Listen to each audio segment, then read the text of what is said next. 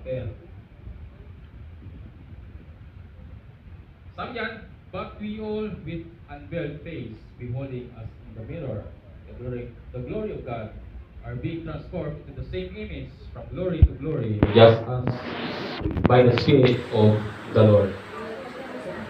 Anong i-restore ng Panginoon? Yung ating karakter. Pangalawa, yung ating physical restoration. Yung ating katawan na may pagkasira.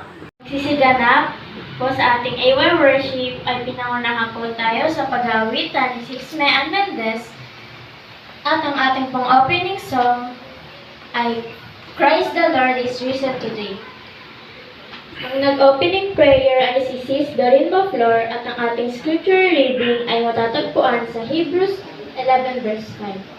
Welcome remarks po ng inyong lingkod, Darren Baflor, at bibigyan po tayo ng musical offering ni Sis Jing and Bro Joseph Medina. Ang speaker po natin ay si Sis Pia Simangan. Patricians and Prophets, Chapter 6, Seth and Enoch. At Generational Insights po ni Sis Jo Mariniago. Closing song and closing prayer po ni Bro Marlito Mendez. Yun lamang po ang Happy New Year.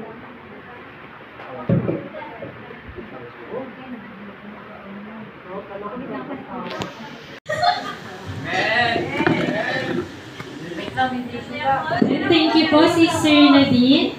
Next po natin, last. Hello po, magandang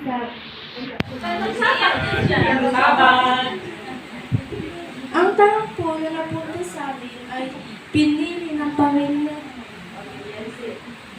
ni Seth na lumayo sa masasamang gawin ng pamilya ni Cain.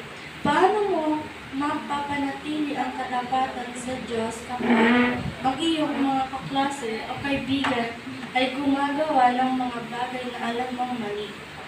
At ang aming pong sagot ay katulad ng pamilya ni Seth, mananatili kaming tapat sa Diyos sa pamamagitan ng paglayo sa masasamang impluwensya at hindi paggaya sa maling gawain at pagpapaalala sa aming mga kaibigan kapag may ginawa silang mali sa ganitong paraan, hindi namin tinotolerate ang kasalanan at patuloy kaming sumusunod sa Panginoon. Ako po ay nakaranas din ng peer pressure kasi one time po during lunch, inaya po ako ng mga kaklase ko na mag-cutting pero di ako pumayag dahil alam ko pong mali yun at sinabihan ko rin sila na huwag mag-cutting. Dahil mali yun, sa tingin ko po ay naging tapat po ako sa rules ng aming school at hindi lang sa aming school kundi sa ating Panginoon.